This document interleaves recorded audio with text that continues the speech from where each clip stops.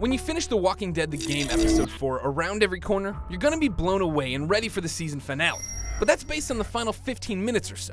Everything leading up to that is good, but it fails to be the amazing emotional experience we've come to expect from the previous 3 go-arounds. And you should really watch your tone.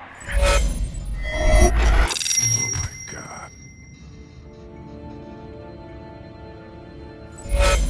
As always, the most important thing about The Walking Dead the game is its story. It's just that it isn't that amazing this time. It's good, and it strengthens Lee's relationship with Clementine while infiltrating Savannah, but it doesn't pick up or conclude most of Episode 3's story threads. Episode 3's voice on the other end of the walkie-talkie isn't the focus of Episode 4, and that thread isn't concluded by the time the credits roll. Lee and his band of survivors work on getting a boat around every corner, but they aren't on it by the time the game ends. Newcomers Chuck, Krista, and Omid return but aren't fleshed out, and more new characters pop up, but regardless of your actions aren't there when the episode ends. In a lot of ways, Around Every Corner feels like a filler episode.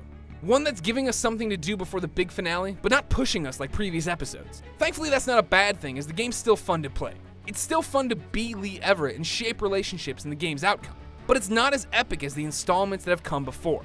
Sometimes it feels like you're just spinning your wheels. As always, the voice acting is top-notch. There are conversations with Clementine and Lee where the performance is so good that I can feel my heart breaking.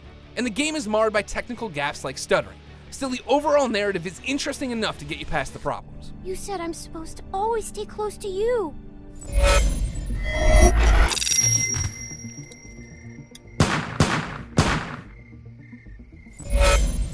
Playing Episode 4 Around Every Corner comes back to Telltale's adventure game setup. You move Lee around the world from a third-person perspective and interact with objects and people.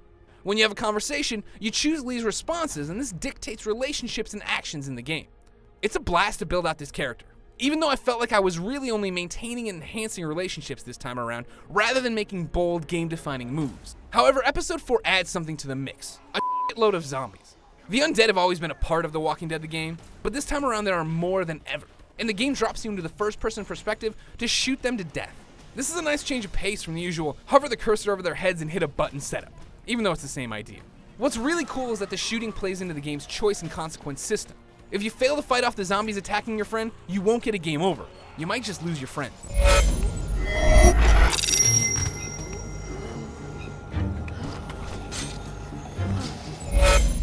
And ramifications like losing a character are what the Walking Dead game is all about.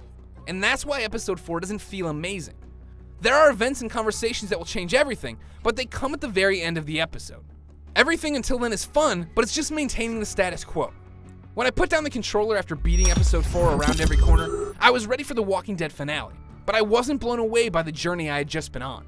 For everything on Walkers, including the review of the AMC show's Season 3 premiere, check out IGN.com.